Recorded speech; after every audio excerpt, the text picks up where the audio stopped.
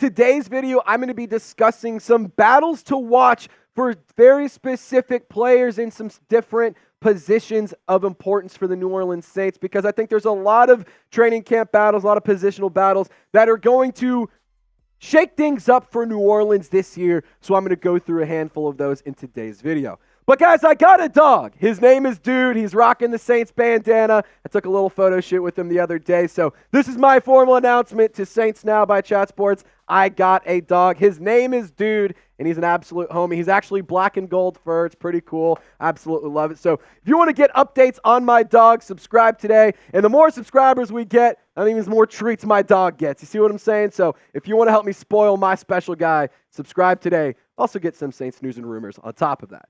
So here's kind of the main position battles I'm going to discuss in today's video. We're going to start off with the left guard. We're going to discuss some wide receivers. We're going to talk about the QB2 battle. And on top of that, we're going to talk about who's going to be the starting safety alongside Tyrann Mathieu. So let's kick things off with the left guard battle. So it's going to be Nick Saldiveri, Lucas Patrick, and Kyle Hergel. So right now, this is what the offensive line at OTAs the first session was in terms of the starters. So you had Talise Fuanga line up on the left side as the left tackle, Trevor Penning over on the right side as the right tackle. And then you have Nick Saldiveri holding it down at the left guard spot. He is projected, in my opinion, to be the starter for left guard. And Cesar Ruiz on the opposite, and Shane Lamo, he also got some run with the ones as well.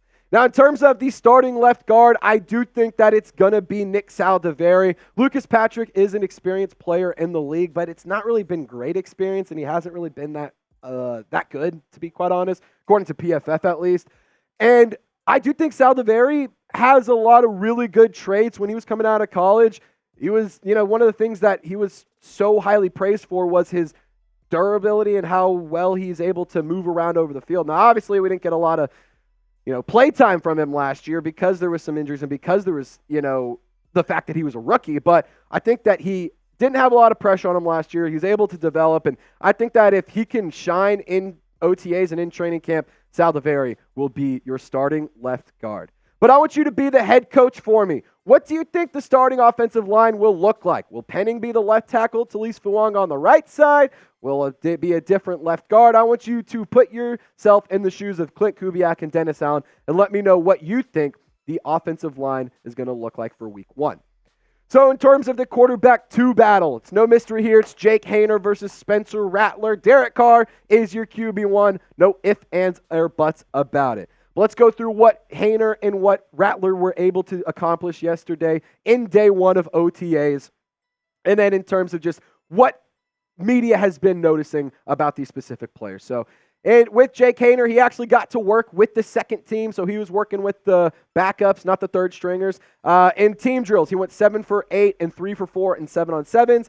And on top of that, he was showing really good footwork, really nice accuracy. The timing was there. The precision was there. He was fitting balls into tight windows, double giggity. And on top of that, he was, adjusting well on whenever he had some, things happen, I guess you could say. The play of the day, it was when Jake Haener, I almost said Derek Carr. When Jake Haener, he hit A.T. Perry on a ball, tipped it to himself, came down with 2 hands before he had, hit the ground. So that was a really good play. And then on top of that, was able to connect with Chris Olave in a very, very tight window after the snap was high, and he was able to corral it in and get the throw off. But let's talk about Spencer Rattler, the player that I think is probably the most intriguing, most tantalizing guy in the offseason for the black and gold this year. He got run with the third team. So he was working with the third stringers. That's no surprise there. He's a rookie. I'm not really too shocked about that. I wouldn't read too much into that. But in terms of how he played with the team, 4 for 8 in team drills, and he was 1 for 4 in 7-on-7, so definitely could be a lot better.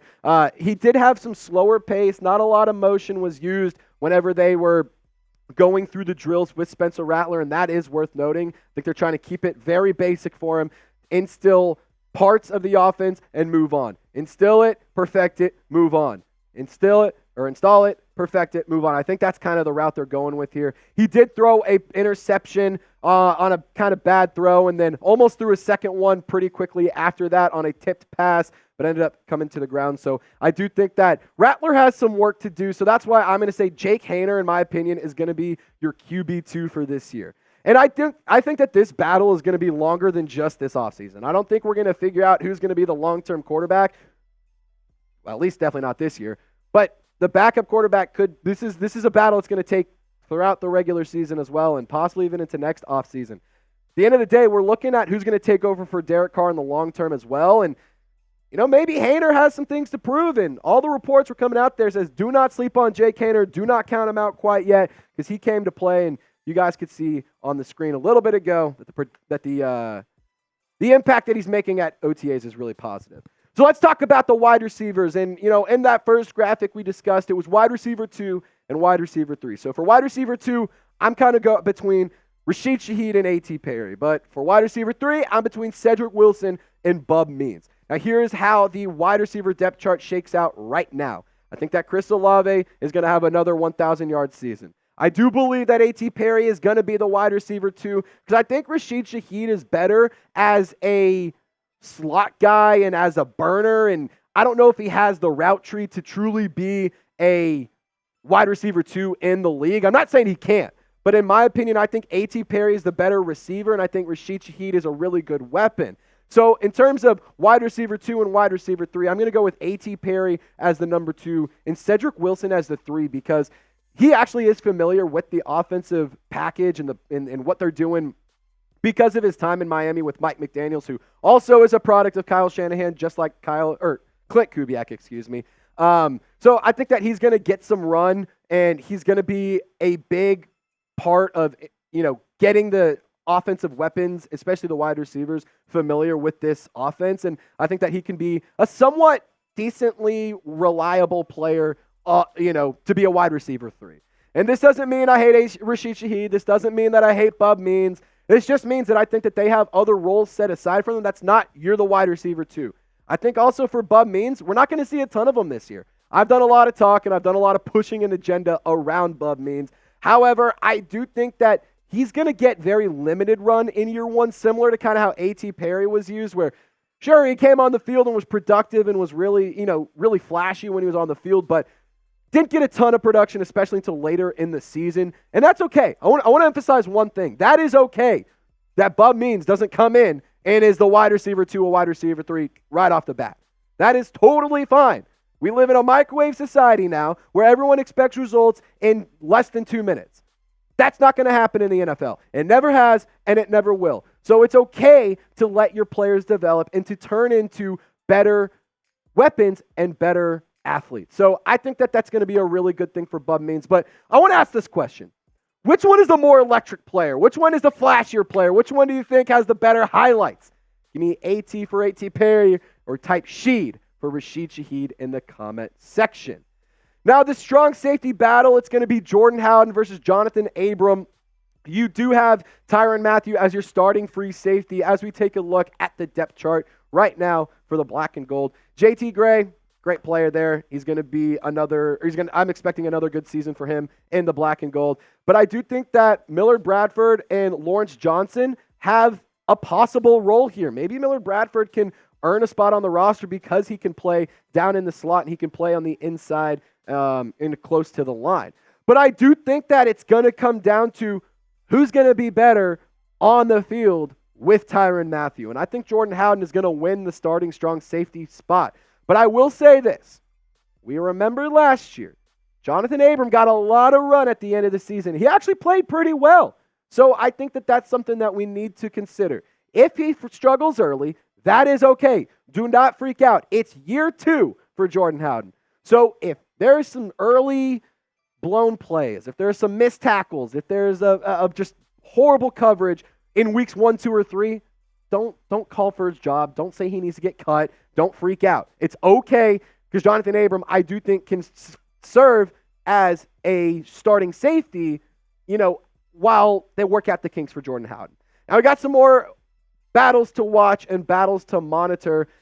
throughout OTAs, but I wanted to show you guys these hats as the weekend is almost here. On top of that, you got a lot of holidays coming up this summer. This weekend, you got Memorial Day. So if you're going to be hanging out by the pool, if you're going to be hanging out at the bar, if you're going to be on Bourbon Street or walking down Canal, go get yourself a new Saints hat. Go to chadsports.com/Saints hats. That link is in the comment section description of this video. The hats that we showed on screen aren't the only ones we have available. They come from Fanatics, but if you use our link, it lets Fanatics know that we sent you, and it goes a long way to support the show. So just go get geared up with the link that's in the comments and description of this video. So we got some other matchups to watch. I'm just going to kind of speed run through these ones. Running back 2, I think it's a very open job. Jamal Williams did not play well last year. Part in due to the scheme and how he was used and, a bad offensive line, but also partially because he just didn't play well. And I think Kendre Miller showed a lot of flashes. He ended the season on such a high note, and I think that right now it's Jamal Williams as running back 2, but Kendre Miller, do not be surprised if he beats him out to take over that position. And don't be surprised that the Saints may possibly move on from Jamal Williams, whether it's a cut or a trade. So for fullback, I want to talk about Adam Prentice versus Xander Horvath. I think that Prentice is, he's done fine. He's been okay for the Saints. He's been good enough for New Orleans for past handful of seasons, but Xander Horvath offers some new weapons and some new skill sets, and he's a much better receiver than Adam Prentice is. And on top of that, I go back to last season and the fumbles that Prentice had. Like, they were very untimely and they were in very bad situations. And I think that if you have Horvath in the roster, you can use him similar to a Kyle Juszczyk, because I know how much Clint Kubiak loved to scheme up Juszczyk as a receiving fullback as well. So CB3, Alontae Taylor versus Kool-Aid McKinstry. And I'm not talking about who's the slot, who's going to play on the inside. I'm more so talking about who's going to be the third guy on the outside. Because we all know, on both sides, Marshawn Lattimore, Paulson Adebo. That is not changing, nor should it change. If you don't like Paulson Adebo, I don't know what the hell to tell you, because he's fucking good at football.